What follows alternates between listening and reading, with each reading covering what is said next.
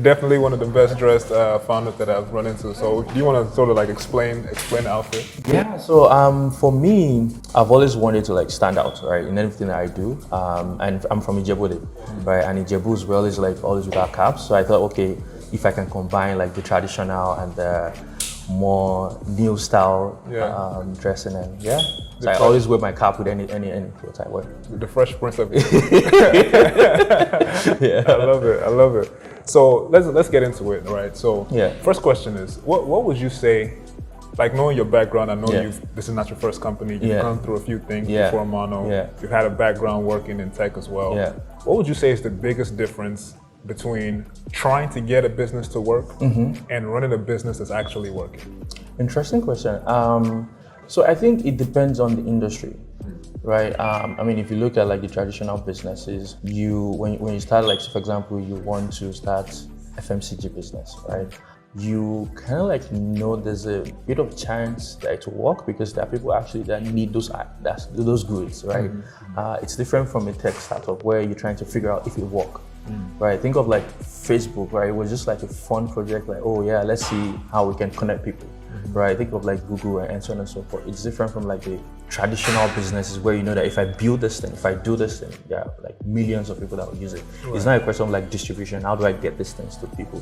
But like for a tech company, right, it's like, oh, let's try and see if it works, right? And but the good thing about tech is if it works, it's like it's going to be really huge, right? So I think that's how I see it. So for example, when you started Mono, for example, and you were trying to get it to work, this was pretty new idea, especially for the place that you're trying to build. Exactly. And so what were some of the challenges? Let's say pre product market fit versus post product market fit. What would you say were some of the challenges on both sides of that? Yeah, I think for Mono, because it's a relatively new idea, and also like the acceptance of asking customers to use their login details. It's not something that people are actually trying to run away from that because of the fraud, like in Nigeria as a whole. I mean, think of like 2014 when Paystack and all these other companies are trying to like get people to use their cards online, right? People didn't want to because like, why would I put my card online, right? But I feel like a lot of education had to like happen for people to get used to doing that. It's the same thing for Mono. When we started, we had to like do a lot of educational materials to get people to accept that, hey, using your login details online is safe through us because we make sure that you're safe, right? And I think after that, we started getting a lot of people to say, yeah, I can use my login details through Mono, right? Because I trust them. And one of the things that we're also trying to do now is like start doing outdoor advertisements. Since we started, we've never done any advertisement, but now I feel like it makes sense for us to get people that are not naturally online, right? They are not on Twitter, right? We do a lot of things on Twitter and LinkedIn, but not everyone is there, but they have login details to use, right? Maybe they want to take a loan, right? They know rent money, they know carbon, but they might not know Mono. But when we do all these outdoor advertisements, they might get to know, oh, this is the company that makes it possible for me to link my account online, right? So yeah. Nice. And so it sounds like early on it was definitely all about gaining customer trust. People like, who's this random company? Exactly. I'm giving all my login details. Exactly. But now, you guys had a little bit of traction. You went through YC, you raised Series A. Things are starting to work a little bit. Exactly. So what are the challenges now? How is your life different now than it was? So it's still not that easy, but I feel like we're at a point now where we're seeing a lot of traction in terms of like people connecting their accounts, which is like the first order that we want to like go over. And I think the second thing now is like talent, right? How do we get people to stay, right? Because now it's like people can work remotely and get much more money than we pay them, right? But it's not a question of like, how do we keep people, right? And I spend most of my time on that, just like working with the management team. I'm like, how do we keep people? Because most people might leave not because of the culture. Like we have a good culture at Mono, and people tell us that as well. But it's more of like, if I travel out of the country, can I get better opportunity, right? And I think that's one of the things we're trying to build at Mono as well. Like, what if we can make it good, right? Such that you don't have to like travel out to get the same opportunity that you would get in Nigeria at Mono. I love that. I love that. We try to do the same. We have like I mentioned, a global workforce. People in California, people in the Philippines, people in Kenya, etc. And it's like, how do you, using Slack? Exactly. How do you actually tie that up and make these people feel connected to each other and create a workplace that they're going to stay at? Definitely. You mentioned the whole social media thing, right? Now you guys are doing the outdoor stuff, you're doing social. One of the things that I personally admire about you is that you're always on my LinkedIn timeline.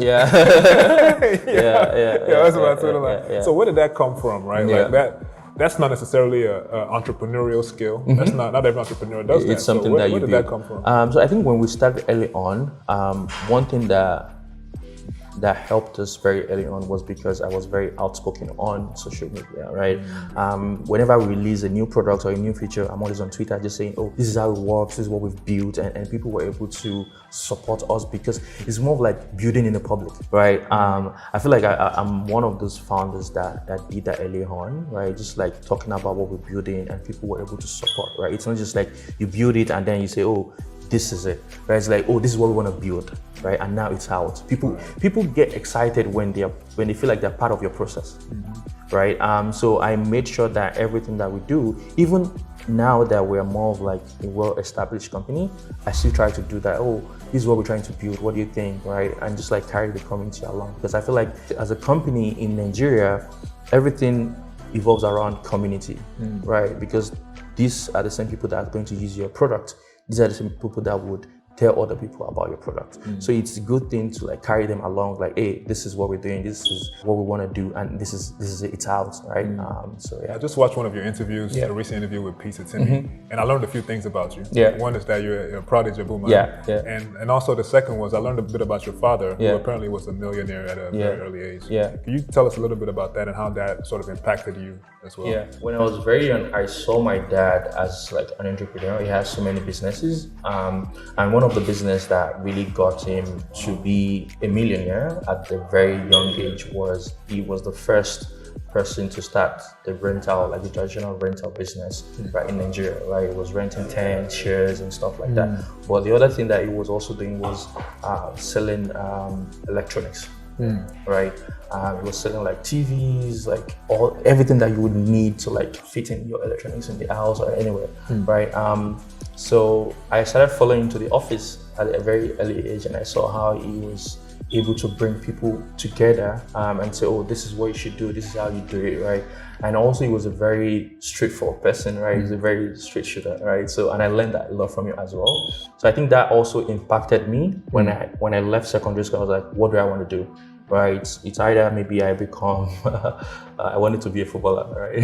Of course. And also like I wanted to study aeronautics as well. So it's either those two. But then I realized that those are more of like, for me to become that, I need to maybe like travel out, right? Because I haven't seen a lot of successful aeronautics person in Nigeria. It's not like it's not a profession that a lot of people get into in Nigeria. So I went to start studying how to use Microsoft Word, like all the basics of Microsoft then, right? In early days. Then I started learning how to code, right? From then I moved to Lagos. I went to NIT to study programming. Then I dropped out because I was like, I've learned enough here, and I went to do an intern at Mobile, etc. So from there, I just like started my first business. Similar story. My mother was an entrepreneur too. Do you feel like it's genetic? Is it a genetic talent, or how does this thing come about? I think it's genetic, and also like it's all about the person as well, because there are other people that their fathers are like core entrepreneurs, but they decided to do something else because it wasn't something that they're excited about. I was excited about building my own company, right? And I think that combined with my dad and what I've seen my dad do, and I was like, yeah, I want to do this as well. So what was your first business? What would you say? Not even just ever. What was the first thing you sold? I was selling MTN data. So I was actually I'll buy the data in bulk, and I'll sell it to people in the community.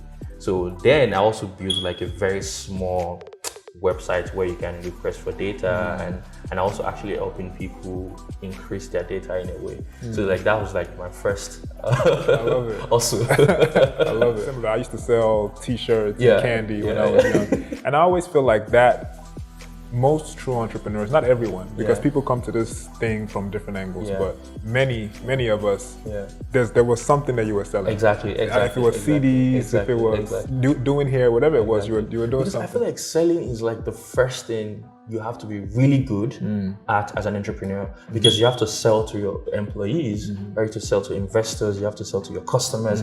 Like it's all about sell. So you have to be really good at that to actually become a successful entrepreneur. I don't want to say biggest motivation, but like what's that mindset that you have that makes you special? Like what's your biggest motivation, I guess? The most normal answer that people give. I feel like for me, I love seeing people become successful from what I've established. Right. So I think Mono today, it's not a company that builds products. Like it's more of like a company that builds people to build products. I love that. Right. I love that. So like, how do I make sure that everyone that comes into Mono becomes much better than they were when they came to Mono? Right. Because if you can do that, that means that they can also like impact our product in a good way. Right. So I'm not only focused on, oh yeah, do this. I'm more focused like what are you doing every day in this company to become a much better person, to become a much better programmer, to become a much better salesperson, to become a much better marketing person, right? So, and what I spend most of my time on is like, how can I help you get to that point? Because one of the things, because for example, now we have one of our employees that's leaving the company to start his own company. And I get excited about that. And also invested in that company because I'm like, yeah, this is really good for you to leave Mono and say, yeah, I want to do something else, right? I want to build something else. And that's a good motivation for me as well. Yeah, definitely. Another thing that I look up to you about is the fact that you, even at an early stage, have been investing in a lot of early stage entrepreneurs in the ecosystem, right? I thought that was really amazing because same like you, I'm sure, and similar for me, is that other entrepreneurs really poured into me for me to get to this point, right? And I'm sure it was the same for you. You know, talk to me about why that is, because for me, honestly, while I do invest, it's kind of always by accident. Like, it's not like intentional. You know what I mean? I want to do this. I don't have this mindset like, oh, I'm going to invest in X company this month or this year. Usually somebody comes up to me with a good idea. Maybe I have a connection to them. I think it's okay, and then I invest. How do you think about that? Do you have like a process around it, or? So for me, when I started Mono, there was like our first investor that invested $100,000 without a product, without a name. It wasn't called Mono. It was called Project X and GitHub. So when that happened, I told myself that if I ever got to a point where I have enough to invest in companies or invest in founders, I will always do that because I want to be the same person that helped me very early on with advice and connections and money. I want to do the same thing for other entrepreneurs as well. That's the main motivation for me as a reason why I'm investing in a lot of founders today.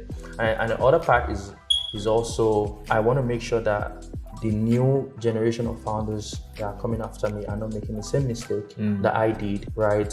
Even before Mono or my other companies, because I feel like I have so much experience just like starting companies, right? How do you build companies? How do you make sure that you've not failed? And I think it's also good that I've failed a lot because I know exactly what you shouldn't do, right? And those are the two things, right? The reasons why I invest in companies today.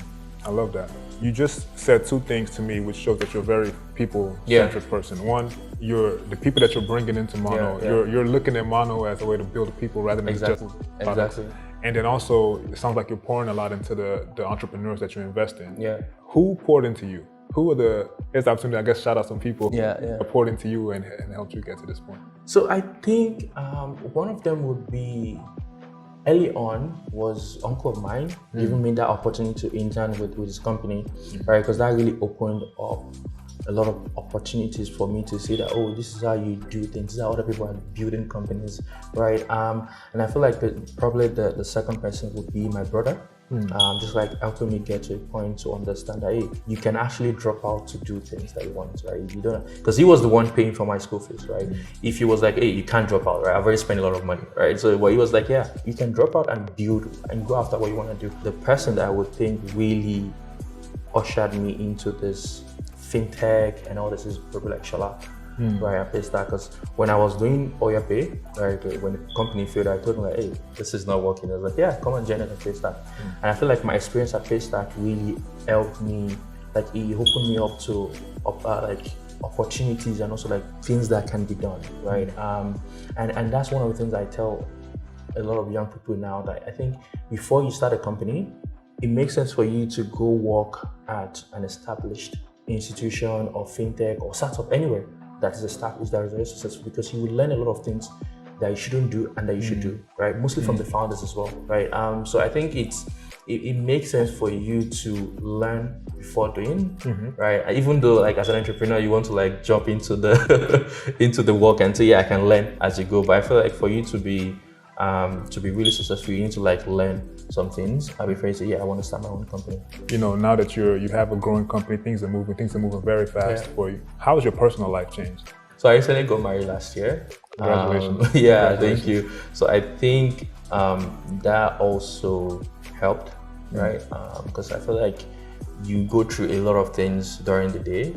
You definitely need someone that you can go back home to and say, hey, this is what's happening, this is how it's going, and you can have that conversation with. So it's really helpful. And I think the other part is like when you're building a company, like I think the first 1 to 2 years, like you wouldn't really be chilled, right? Because you like all these investors, they've given you this money. You have to get the company to a point where it actually kind of run without you. Because I feel like that's one of the things you need to really focus on as an entrepreneur, right? How do you build that management team such that you can say, oh, Abdul is not here, and the company would actually run really well, right? Think of like all these other established companies, Facebook, Google, like the founders are actually not there anymore, and the company is still being successful, right? And I think in the early days as well, you need to start looking at how do you build that management team that you don't have to be doing a lot of things almost every time, right? You can say, oh yeah, we have the best head of sales, right? We have the best head of business team.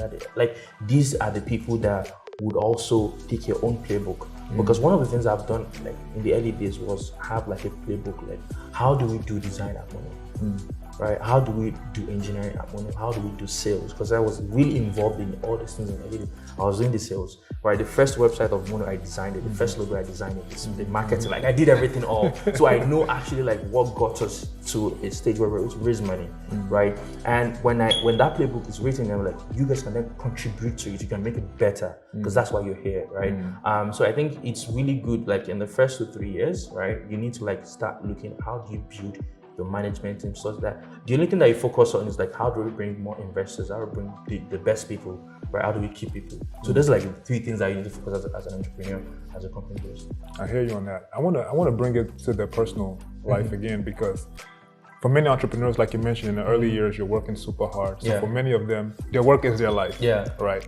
So what was your thought process before deciding to get married? Like, is this can I balance this with my current work schedule and things like that? I just want to highlight that for a lot of people think there's work-life balance in the startup stage. There isn't. Right.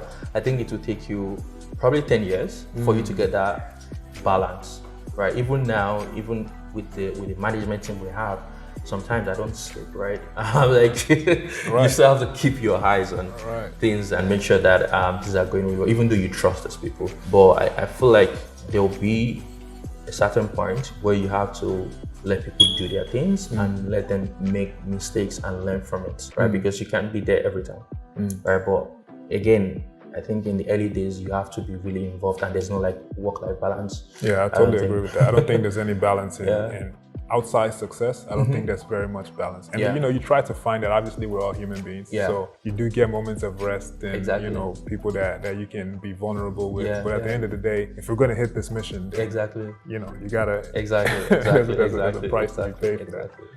Do you feel like there's a particular trait that makes an entrepreneur great or successful? Obviously, people have different styles.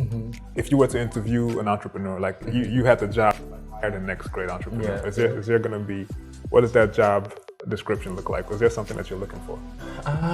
So I think number one is the idea they're trying to build. Is it something that they've actually faced, right? Is it a problem that they've also encountered, right? It's not like, oh, I think this is the next shiny thing, right?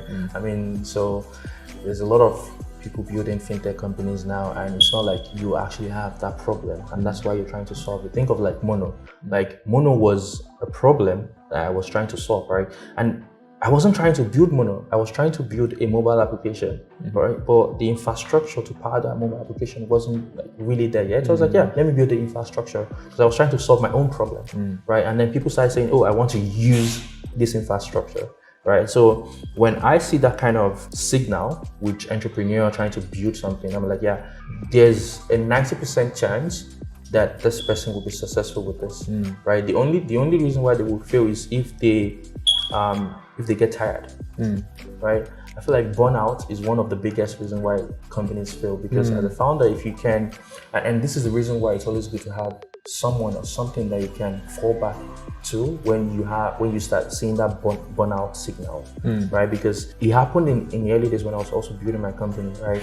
I was totally burnt out, and it's like, yeah, I'm calling it quits. Right, and this same idea, I'm now seeing a lot of companies becoming successful in it. Right, imagine if I had like, so there's a lot of things that you have to go through, but one of them is just making sure that you have that sounding board of things, some things that you can fall back into, so you don't fully get burnt out. But yeah, I think the signal that I look for is like, are you trying to solve a problem that you've actually faced? And do you have the knowledge or the resources? And resources means like, do you have like a technical co-founder, or do you know how to like hire people really well? Right? If you have those things, then I think it can be a really good business. I agree. I think there's definitely a number of things. I think different entrepreneurs have different styles as well. Creativity in the idea, you know, having an idea you understand, as well as just like, there's a certain balance of know-how and risk taking that I look for. You get what I'm saying? Like, for example, I may meet somebody who's a brilliant engineer, but they're a very conventional thinker, and they don't want to like push the envelope. And when I hear that, I'm like, I don't know. You get what I'm saying? But there might be somebody that's maybe even less skilled, but they're trying to push. They're trying to you know, make something out of nothing. And I'm like, okay, this person has the right mindset. Even if they're totally wrong, there's something I always say, like, you always figure it out. If you're someone that's like, you are energetic, like you have that motivation, you always figure it out. Exactly. We haven't done enough in terms of like investing in people. I'm someone that I believe that like we need to care about others, right? Because at the end of the day, whatever you do or whatever you build, the people that would continue that thing on, even if the unexpected happens, right? It's people, it's not machines, right? It's not that thing in the cloud that will make it work. The way I think about this is, if we can impact 2 to 3 people and make them like really brilliant, they would also see it as, oh, for example, Abdul did this for me, I would also want to do it. Think of like the person that invested in me, right? What I want to do is like, if I'm able to impact 30 people, right? I feel like maybe 60% of that, they will also impact others, and that just keeps going. It's like a circle, and that's what I live by every day, like just like helping people. Most of my investment, like I said, it's not about like the exits, right? And how much can you make from 5K or 10K, So, but it's, if you can really be that person that makes someone excited, like, oh, this guy invested in me, that's enough for me as a person. I love that. So let's round it up with talking about Mono. What's the evolution, right? You know, we've seen you guys' success so far, where the whole ecosystem is happy and proud. We talked about how the ecosystem has changed so much in the past few years. So what's the evolution for Mono as a business, and also for you as an entrepreneur? What's coming up? So I think for Mono, when we started, it was mostly like open banking, right? How can we make it possible for businesses and developers to access all this data that are stored by financial institutions, right? Now we're also thinking of, what if Mono becomes that infrastructure that powers the next generation of businesses that come online, right? Think of like 2016, 17, right? Paystack enabled Carrywise, Piggyvest, right? Without Paystack, these companies wouldn't be there. You see, without Flutterwave, these companies wouldn't be there. So at the end of the day, and when you ask me like what was like my philosophy and things, what would make me proud and say, yeah, we're successful as a company, is if in the next 2-3 years, we see a lot of companies being built on top of Mono, right? So we see companies raising at $100 million and they're built on Mono, right? We see developers building their own companies and they're built on Mono. That's what would make me fulfilled, like, yeah, we've done it, right? And that's why we're building other products on top of the infrastructure that we built today, right? So we started with open banking, now we're doing banking as a service, right? So you can actually issue a physical MasterCard and get it delivered in 5 to 10 days through Mono. You can issue virtual cards, you can issue a bank account with interest,